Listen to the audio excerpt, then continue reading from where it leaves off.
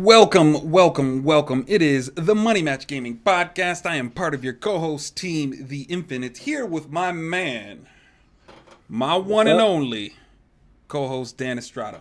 Welcome, Dan. What's up, everybody? Welcome to the Money Match Gaming Podcast talk show extravaganza. Today, we are talking about the things coming up in March. Now, March has some things coming up, has a little underwhelming of a bit of a tone, but that's just kind of the season, that's just how things work. Typically March is not a big month for entertainment, period. It's right after all like the award shows, whether it be Grammys or Oscars, so movies and music are kind of light. As far as games go, we have some games coming out, but it's kind of close to E3, so not a lot of big titles. But we're going to talk about it. We're going to talk to you guys. Hopefully there's something for everybody, because there is some good stuff. But overall, I would say it's a pretty underwhelming month. But do we want to go right into it? Do you want to just I'll give my little bit as well. I'm a little underwhelmed. I looked at this list and I was like, man, there's like nothing that I care for. And I was like, that's so unusual. We've been on this roll of actually having things that are like, oh yeah, I'm really excited for that. But now I just looked at this list and I was like, man, there's just really not much. Yeah, there's some cool things. Like there's some things that I'm like, yeah, I'll probably check that out. But a lot of things where I'm just like, eh. Also, thanks to Manos for all the donos. Manos and Smurf. And Smurf. Oh, they're battling. Yeah, they're battling. It's a back and forth. A dono battle. But yeah, let's get right into it with the games coming out this month, shall we? We shall. Right. So let's start with March 1st. We have Dead or Alive 6 comes out to the Xbox One, PS4, and PC, as well as Toe Jam and Earl Back in the Groove comes out on all platforms. March 5th, we have Left Alive coming out on the PS4 and PC. March 7th, we have Total War 3 Kingdoms for the PC. March 8th, we have Devil May Cry 5 for the Xbox One, PS4, and PC. And as Kirby's Epic Yarn on the 3DS. On March 15th, we have The Division 2 coming out on the PS4, Xbox One, and PC. March 20th, we have Super Robot Wars T for the PS4 and Switch. March 21st, we have The Sinking City for Xbox One, PS4, and PC. March 22nd, we have Sekiro Shadows Die Twice for the PS4, Xbox One, and PC. And finally, March 29th, we have Tropico 6 for Xbox, PS4, and PC, and Yoshi's Crafted World for the Switch. So, like we said, some good, mostly meh. Even the good ones are kind of meh. But there are some interesting titles here. Is there anything you want to get into, Lance? Anything you want to bring up? Sure. A little bit, I would say that I like Dead or Alive. I was always a fairly big, not big. I've been a fan of Dead or Alive for a while, and yeah.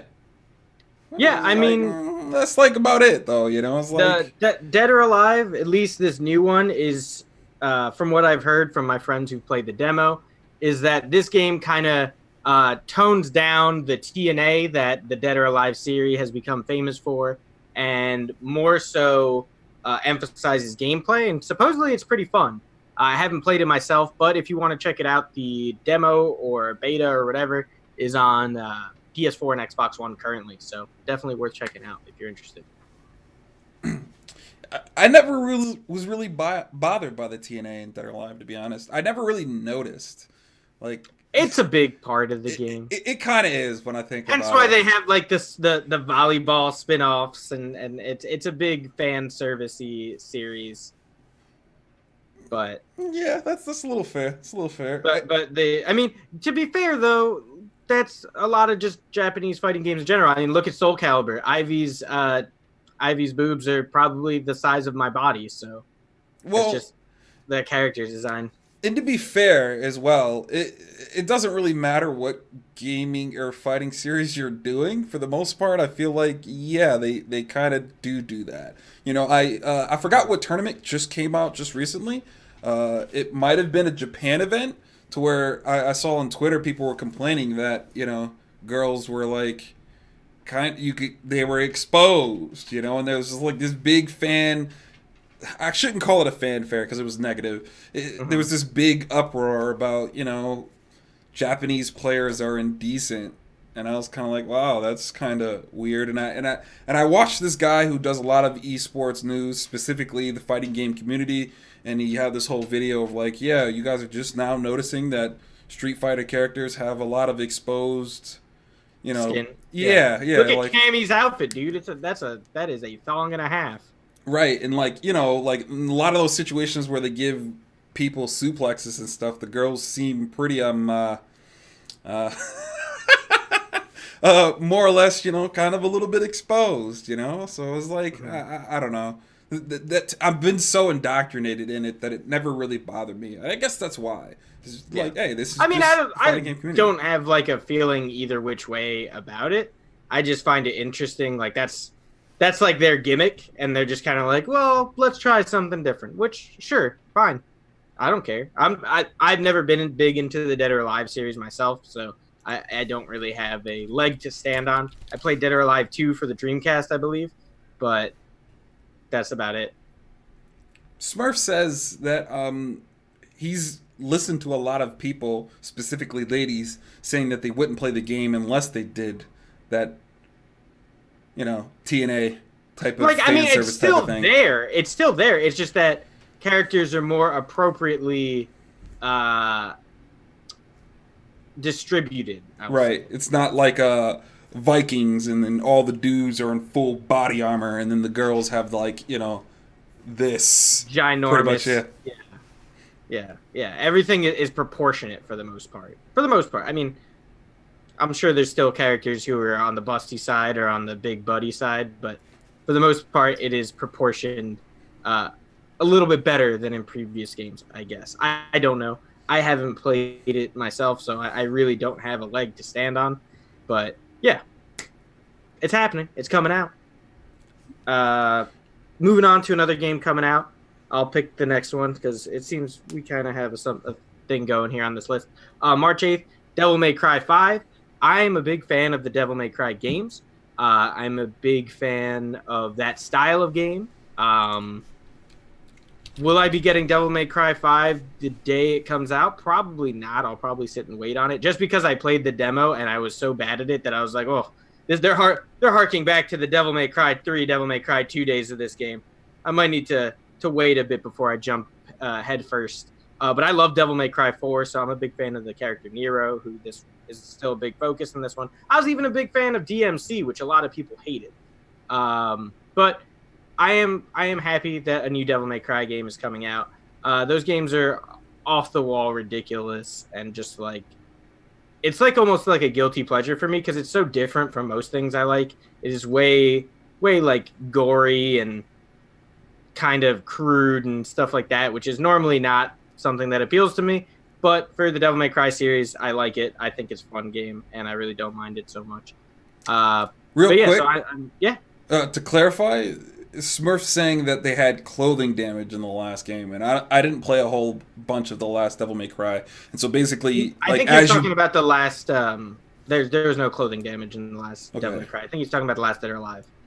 Oh yeah, that's what I meant. Yeah, sorry. Yeah, and they won't go all nude anymore, I guess, like they did in the past, which I didn't know was a thing.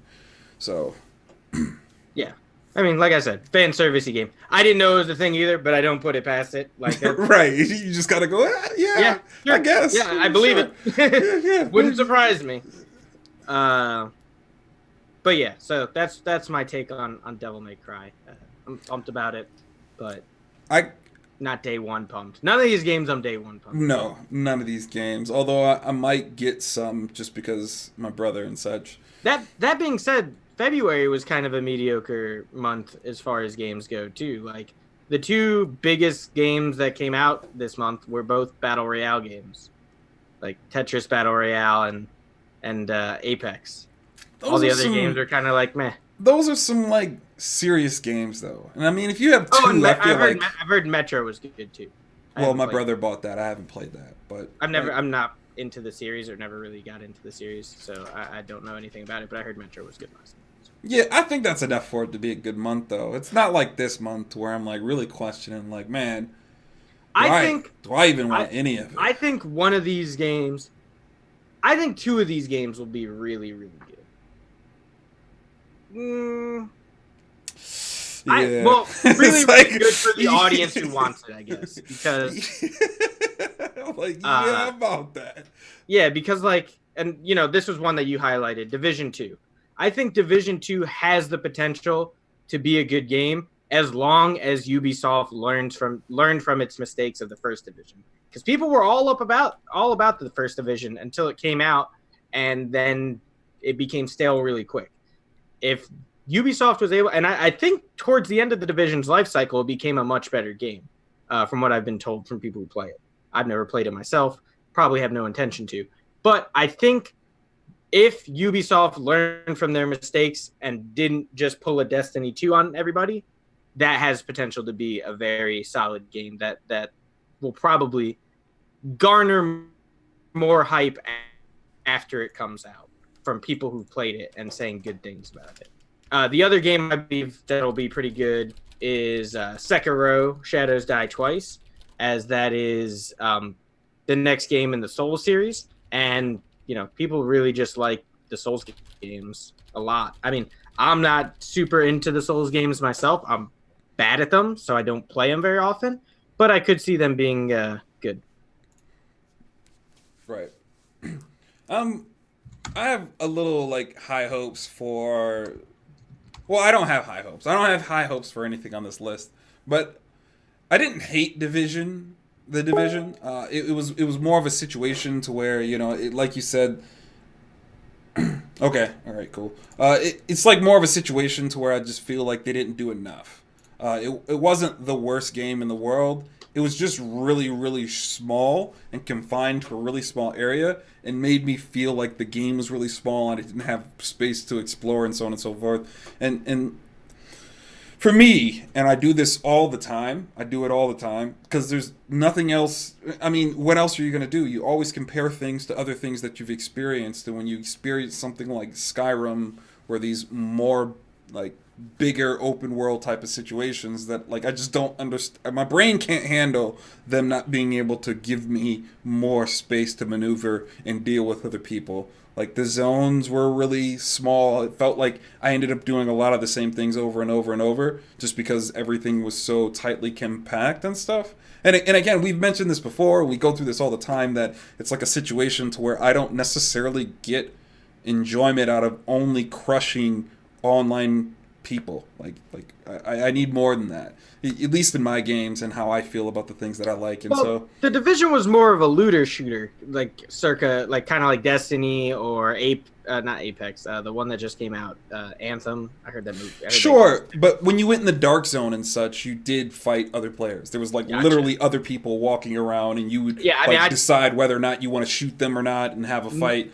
Never played the Division, didn't even play the beta, didn't really do anything for me. Not a huge fan of the Tom Clancy games series, so it really wasn't something I was looking at. But I knew a lot of people who were. I knew a lot of people were like, this is going to be better than Destiny.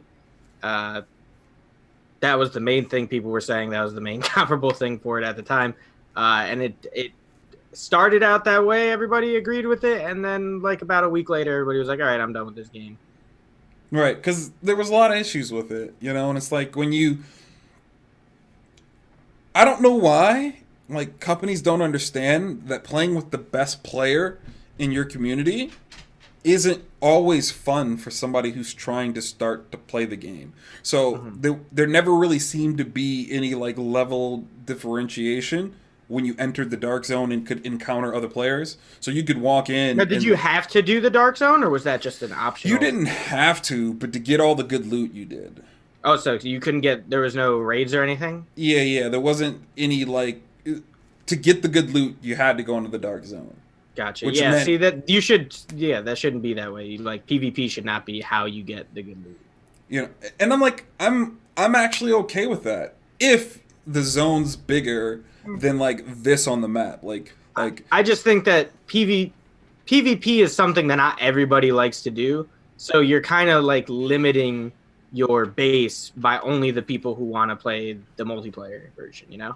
yeah, I mean, I definitely get that and understand why you're saying that. It's just like, you know, Like you loot you should be get. able to earn comparable loot in a PvP area, but I feel like there should still be like a PvE area that gives you the same same if not better loot. As long as your guns can get you through the portions of what you need to get through, like, I can understand that. If you're not looking to play the game on a competitive level and the loot you get outside of the PvP environment's good enough to do what you need to do, then that's cool. But that didn't seem to be the case in the game itself, so that's a fair argument. I'm just saying in general, like, I don't necessarily want to fight against the best dude, the best ranked dude in the damn game if I'm learning how to play. I don't even know how to stat my character.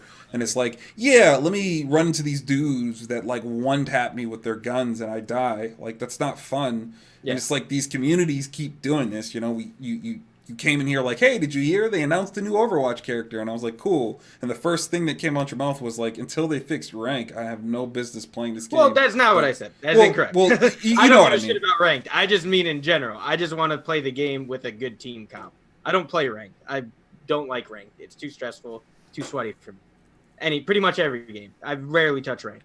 But just in general, I'd like to play the game where I can play a quick play game and not be loaded with a Genji, a Tracer, an Ana, a Pharah, and I don't even know, like another, it's a Symmetra. Like, just let me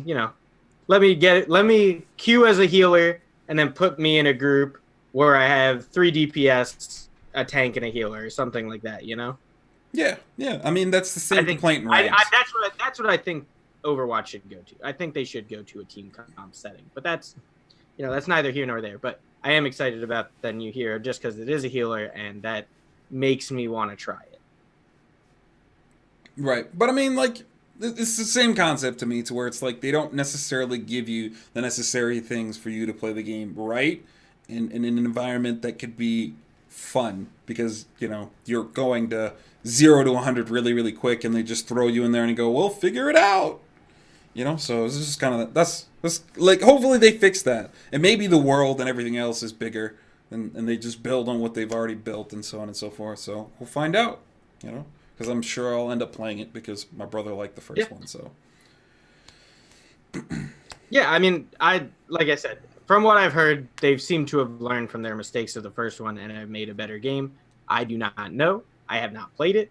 I'm just talking about what I'm hearing from different gaming sources who have played versions of the game, whether it be a beta or something of that nature.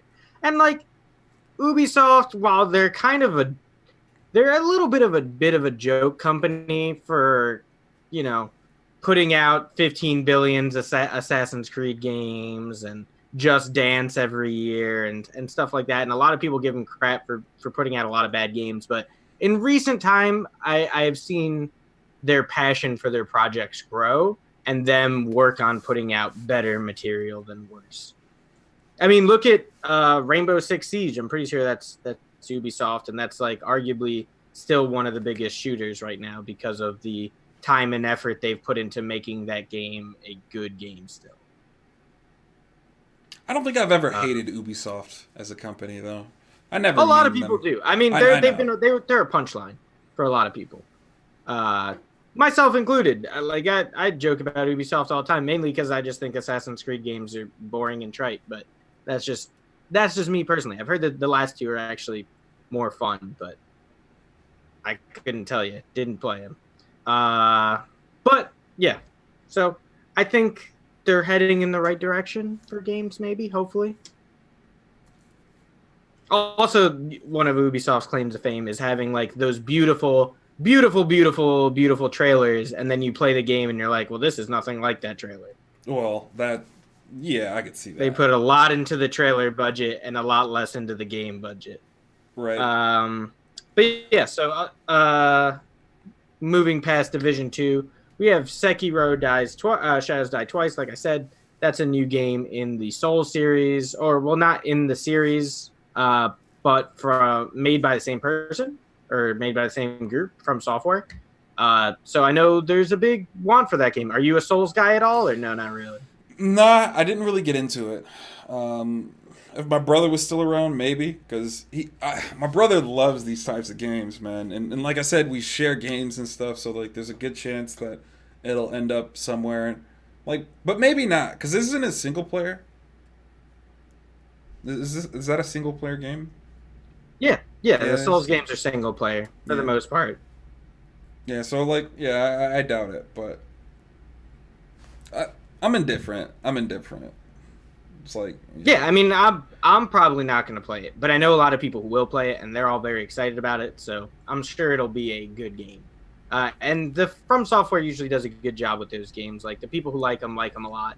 The people who don't like them just don't play them. That's basically it. Like I've tried a bunch of them, and I'm just bad at them, and I don't like, you know, the whole motto of the game is get good, and I really don't want to get good at those games. I don't want to spend the time and effort and screaming. I'll just play a game that I like and have fun with, rather than like I gotta kill myself to get good. Yeah, we're talking about Dark Souls, Smurf. I just like the roll memes.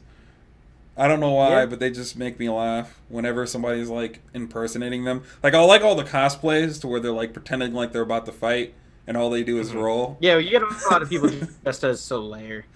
Right, and just freaking roll the entire time. Just roll back and forth, and I'm like, yeah. Oh, all right, I guess, sure. That's how you play the game, man. It's like, all right, cool.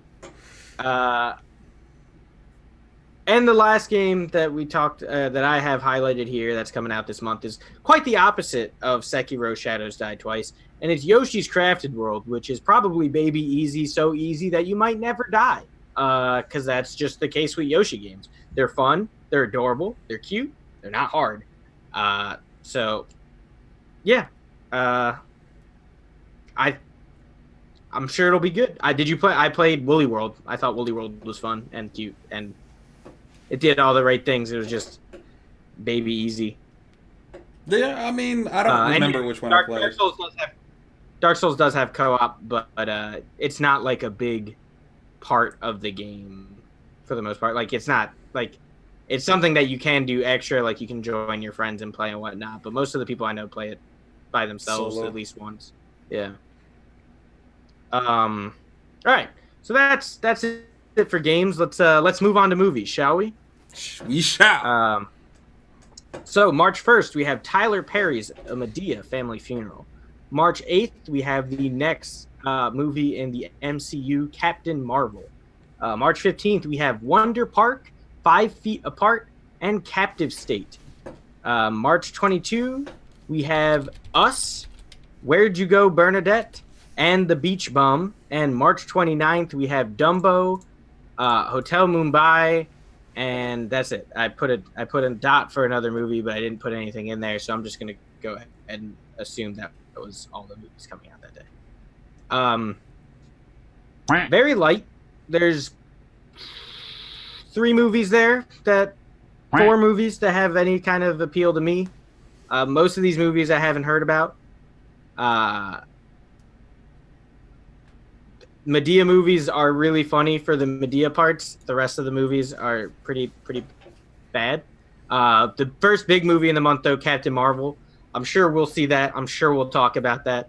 We tend to see and talk about pretty much all the superhero movies, so I expect no different from that one.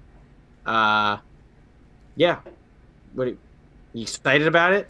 I'm a little I'm indifferent. I don't like the commercials that I'm seeing. Like, again, we kind of do these podcast review things, so I'm sure we're going to see it, but at the end of the day, it's not that I'm, like, superheroed out. It's just, I don't know, it just doesn't seem very appealing to me.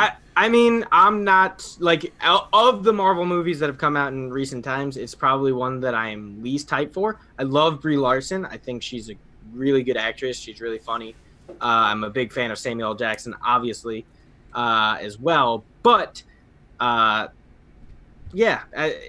Captain Marvel as a character is just basically Marvel Superman. And if anybody knows me, they know I think Superman is the dumbest thing of all time.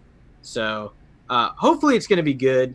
The trailer, yeah, like Smurf said, like you said, the trailers have been kind of underwhelming, but hopefully the movie itself will be good. And I'm sure it just being in the MCU and the last like all the movies that have come out for the MCU have been pretty good since like Thor 2. I think Thor 2 was the last one that I was like, this movie is egregiously bad. Like Guardians 2 wasn't great, but it wasn't like terrible. That was, yeah, but I think it'll be fine. I'm not jumping for joy. I don't have my Captain Marvel shirt on because I don't have one. I'm not like being like, let's do the Captain Marvel dance or whatever people do when they're excited about movies. I don't know. But yeah, it's nothing to write home about, but we will probably end up seeing it. And I'm going to say this right now, probably going to end up liking it just because I like the people in it more so than I like the character. Right. I mean, who knows, man? I guess a large part of it is because I'm so unfamiliar with Captain Marvel. Like, there's like zero connection to it whatsoever. So it's like one of those situations to where it's like, hey, I guess it'll be good. I guess Captain Marvel's good, but I've never seen a single cartoon. I've never read a single book with them in it. So yeah, I mean, because she's a pretty obscure character because she's one of the few characters that can beat Thanos one-on-one. She's really, really strong for no reason. Really? Superman. Yeah, she's Superman. So there's like you can't bring Captain Marvel into too many things because then you're just gonna be like, well, I guess the good guys are gonna win because she doesn't really lose very much. Right. So it's kind of, I am interested to see where they go and if they even maybe they'll have her fight Thanos one-on-one, which that'll be lit. It could be hype. Who knows? It'll be lit. And, I'm honestly the thing I'm most concerned about this movie is to see its connection into Avengers Endgame. I think most people who are seeing this movie are just because they're like so connected to the MCU storyline by this point that they're just like, well, I need to see how it ties into the next big movie. Like, yeah. Yeah, I mean that's good reason, but like again, if I was just more attached and like I just knew the backstory at all, for sure. like maybe but like in this situation, I'm like, yeah, cool, great. What about Justice League Unlimited, Smurf? He said it looks slow, unfunny, and forced, and hopefully that's just trailers since they usually are funny / a fun adventure, then afterwards pops up in Justice League Unlimited. He's making comments to Captain Marvel being a lot like Superman. Oh, yeah, gotcha. Okay. And kind of what you could plan to see in like the future and stuff, because you were like mentioning that while he wrote that. So yeah. So the next movie we have highlighted on the list is one you highlighted, Wonder Park. I've never heard of that. I believe it's an animated movie, so I would have interest in seeing it because I'm a big animation fan. But yeah, no, Captain Marvel wouldn't be in Justice League Unlimited. Are you thinking of Shazam? I think you might be thinking of Shazam, who used to be called something Marvel. He might have actually been called Captain Marvel, but we're talking about the female Captain, the girl Captain Marvel, the MCU Marvel, not the DC one. Although I'm not sure when Shazam comes out, but yeah, that one looks kind of weird as well. But it's DC, so they all look kind of mediocre. But anyway, Wonder Park. Let's go. It's just kind of a movie that I would see. I don't expect too much from it, but what is it about? Like I've never heard of it prior to reading this list. From the trailers, it's about this little girl who builds this park with her mom, and they kind of I have seen the trailer for that. Yeah, and then like something goes wrong, and then she gives up on the dream, and then all of a sudden her dream is actually real, and it's created in some other distant land, and now she has to go back and bring the dream back alive. And that's me guessing. I don't really know. They just show you this park and these weird things happening, and these animals coming to life, the machinery coming to life, and they're trying to make the park a real thing. So that's kind of what I take from the trailers. But word. The next one I have highlighted is Us, which I think it looks awesome. I think it looks really good. It's the new movie made by Jordan Peele. and I love Jordan Peele, big fan of his. And the trailers make it look forget that creepy. It was really creepy. That's why I didn't remember. I was like, man, it's gonna be like Get Out, man. It's gonna be where it's there's gonna be comedic moments because the whole situation is kind of weird itself, but it's gonna be creepy and a little uncomfortable, and it'll be interesting. And so I'm definitely interested in checking that out. I'm sure it's gonna be solid. I trust Jordan Peele a lot, and that cast is really good too. You know what's weird? Is like seeing that also kind of took me in my own psyche, because I've always envisioned myself as like this 3-tier type of person, to where there's like this dark shadowy figure, and then there's this white knight that I'm usually taking the embodiment of, and then there's just me, the center of those two entities, kind of like a yin and yang type of situation. And this reminds me of that. So when I saw that, I was like, ugh. Yeah. I think that's kind of the point too. I think that's the reaction he's looking to get out of people too. So definitely excited about that movie. The next one I have highlighted is The Beach Bum, which is a weird movie. It's not going to be a movie that we'll probably talk about on this podcast, or that's going to be easy to see. It's probably going to be a limited release. But that dude directed... oh, man, I forget what the movie is called, but it was essentially like the main character... Oh, Spring Breakers. You ever see that movie, Spring Breakers? It was weird. It was super weird, but it was pretty good. And like the main character was... I think James Franco kind of playing like Riff Raff in a sense.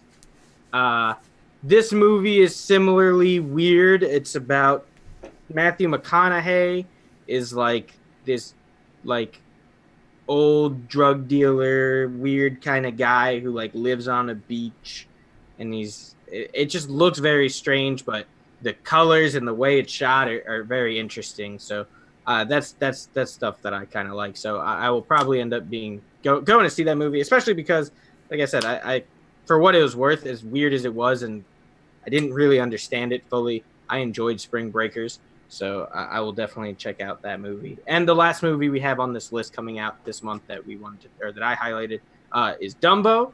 Dumbo is a series that I have zero connection to. I don't even think I've ever seen the original animated Dumbo. However, I love Tim Burton, and this is a Tim Burton directed Dumbo movie, so I'll definitely be going to see that. Danny DeVito is in it, and he's dressed as like a creepy dude, and it looks great. I'm all about Danny DeVito being a creepy guy, like a creepy ringleader. I think that's a great part of it. And I'll see it just mainly for the Tim Burton. I see every Tim Burton movie. I'm a big Tim Burton fan. I have like Tim Burton collection Blu-rays and stuff, but yeah, I saw his exhibit in the MoMA, which is really cool. I always wish the Tim Burton Superman movie would have been a real thing, and it didn't. And I've watched like a documentary on it, and I'm just like, I would actually watch a Superman movie if it was that. Are you familiar with that? There was way back when, probably like late 90s, early 2000s, there was this Superman movie that they were making with Nicolas Cage playing Superman, and the bad guy was Brainiac, but he was in this like spider form because the like one of the main producers of the movie was really obsessed with the idea of giant spiders, and they were like, okay, so we're gonna do that. And it just sounded like Kevin Smith wrote the script, and like all these like interesting, weird, like the art was pretty like surreal looking, and it was Superman dies at one point and gets reborn as like light Superman, and it's very strange. It's just all of it. Like, I mean, first of all, Nick Cage's Superman should be enough to make you be like, what are we doing here? But it's so wild and really interesting. And actually, that producer that after that movie got canceled ended up producing the Wild Wild West. And if you saw the Wild Wild West, you'll know that the final villain, Artemis, becomes a giant spider. So he got his giant spider movie after all. So good for him. But yeah, so I'm totally down to watch this Dumbo movie. Is what I'm trying to say. I never liked any of the Dumbo movies. So Smurf mentioned earlier that it's about to be nuts, but I don't know. I'm really really really indifferent to it all. Like I So said, Dumbo, don't care. Tim Burton, do care. The Tim my Burton God, outweighs the Dumbo for me. right? So anime, there's not really much starting up in March. I didn't really see anything. There was a list of stuff starting in April. I guess that's when the season starts, probably the spring season. So hopefully next month we'll actually have some anime to talk about. Or But at the let's go very into least, spring announcements is usually what it is. let's go into the TV. There's a bunch of shows coming out. We're probably not going to really talk about any of them. Most of these are extra seasons of stuff.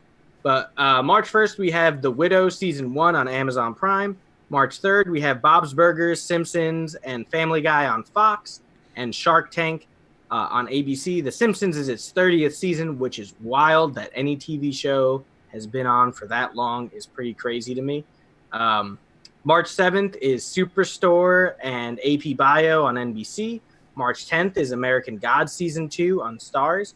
March 15th is Queer Eye Season 3 and Arrested Development Season 5 Part 2 on Netflix. Possibly the last episodes of Arrested Development. I know a lot of people didn't like the first half of Season 5. I enjoyed it. I just think that show is hilarious. I think all those people are very funny, so I enjoyed that show pretty much always. March 17th, Billion Season 4 on Showtime. March 24th, Into the Badlands Season 4 on AMC. March 27th, the What We Do in the Shadows show premieres on FX. And March 31st, we have Barry Season 2 and the final season of Veep on HBO. So if any of those shows interest you, now you know when they start. Get hyped, get excited. You know where to find them. But really, most of them are kind of meh. Other than Arrested Development. I mean, I've watched through all the episodes of Arrested Development. Probably it's like, you know how most people watch The Office? How everybody's like has this weird obsession with The Office, or like, I've watched The Office running back 39 times. That's kind of me with Arrested Development. Where like anytime I don't know what to watch, I'm just like, let's start again. Let's just do it. Yeah. So that's my Office. I've watched The Office once through. I've definitely seen all the episodes once. I've seen a lot of the episodes more than once, just like in passing and on TV and stuff. But the Arrested Development is my everybody else's Office. So, quick question, all right? Because it was off topic, so I waited to the end. I listened to one of Jordan Peele's interviews about Get Out because I was kind of really interested in the concept, but not the biggest fan of scary dramas to any degree. Did you watch Get Out or no? No. Oh, you should definitely check it out. Yeah, people said it wasn't really scary. It was kind of it's not scary. It's more of a like kind of like a thriller type, like chilling thing. A lot of it is really funny. Like there's a lot of humor in it because Jordan Peele is first and foremost a comedy guy.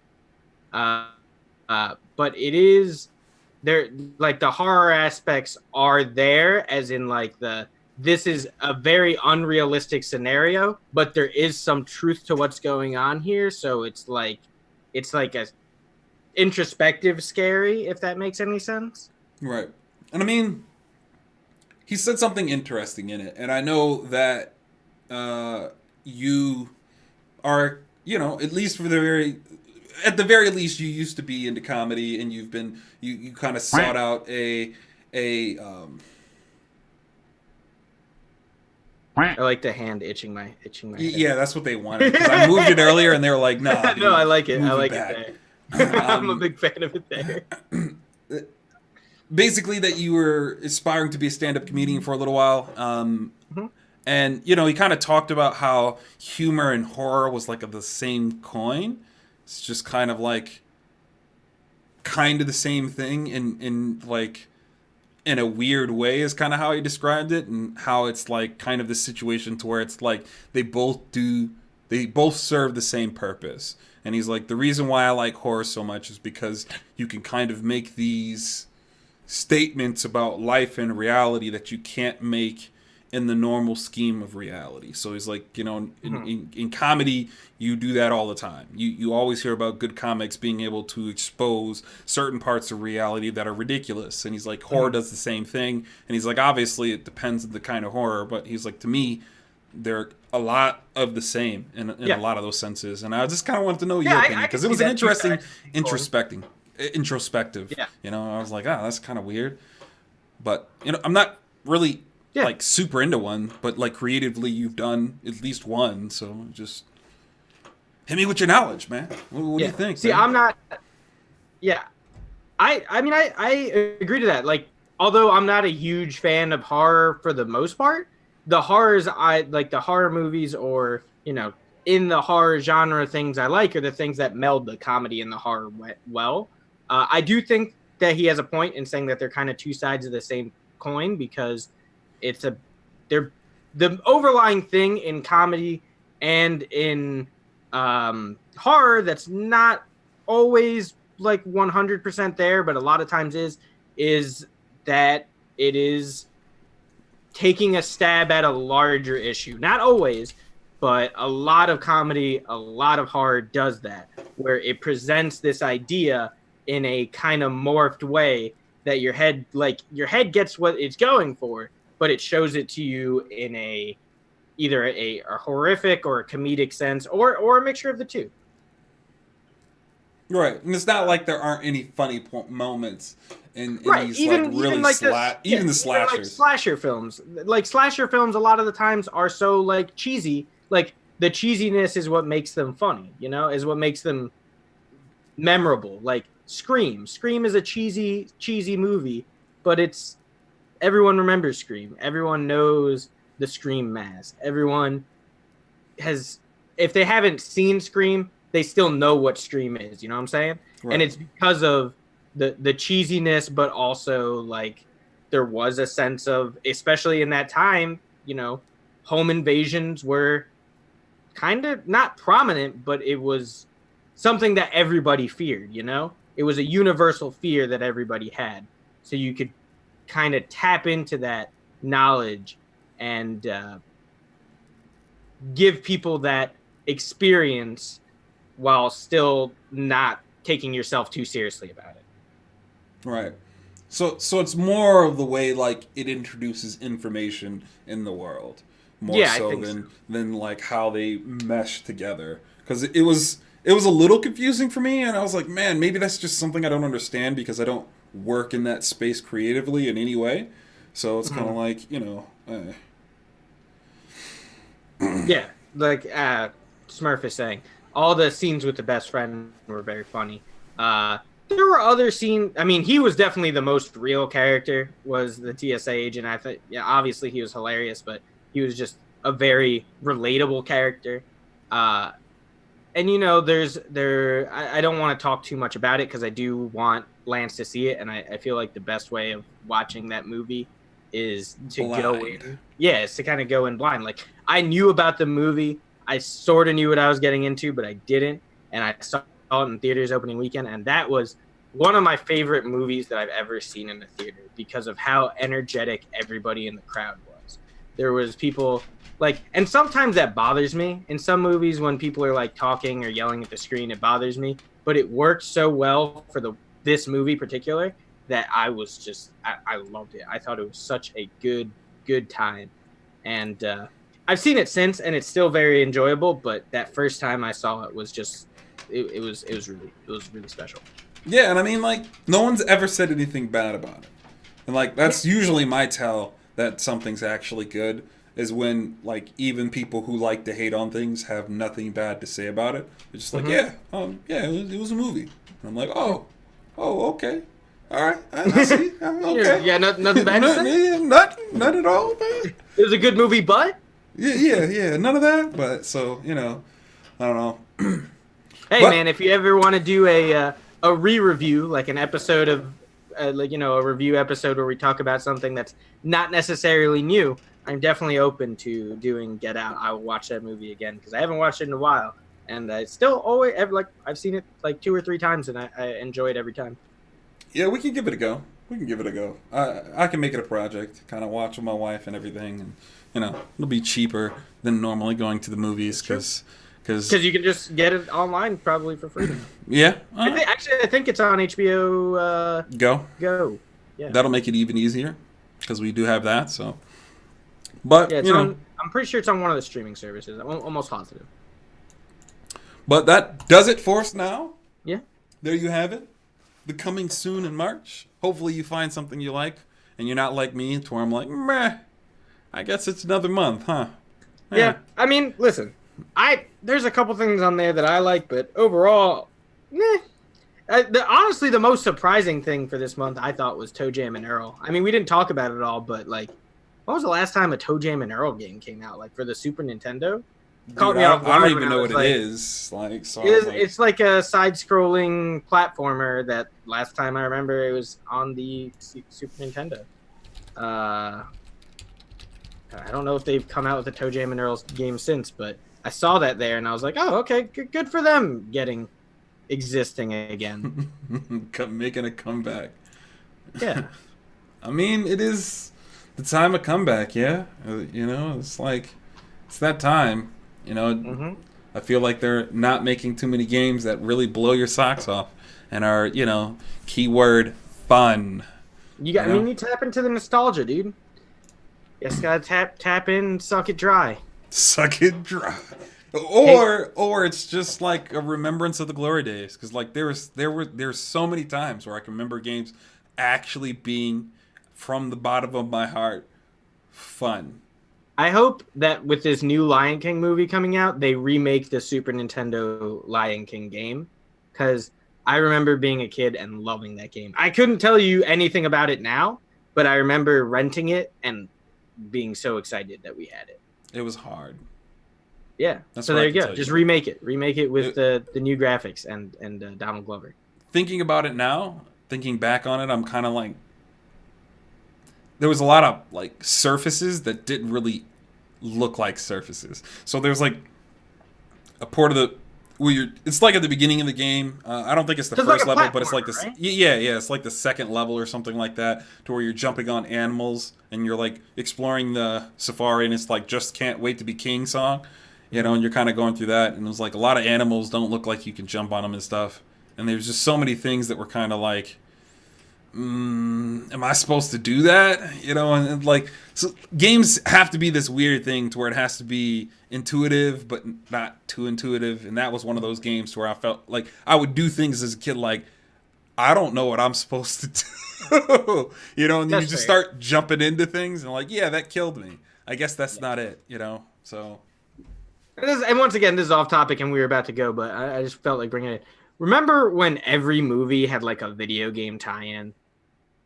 Like pretty much every movie that came out was like, and also you could play the video game version of it. And like all of them were bad. There's the only one I can remember that was ever really good was, and it was crazy because the movie was terrible, but the Wolverine game was a very, very fun, very good game. Which one? The one for... No, for Wolverine. Like when they made the Wolverine movie with the taped up Deadpool mouth. It was called X-Men Origins Wolverine. Okay, yeah, I remember it. I just couldn't remember what on console. I didn't like that one. It was on Xbox, I want to say 360. Wasn't it on PlayStation 2, though? I could have swear it was... Probably on PlayStation 2 or 3 or whatever was out at the time. I think it was 2. But I could be wrong. You know, let's just stop guessing. Let's just look it up. X-Men Origins Wolverine game.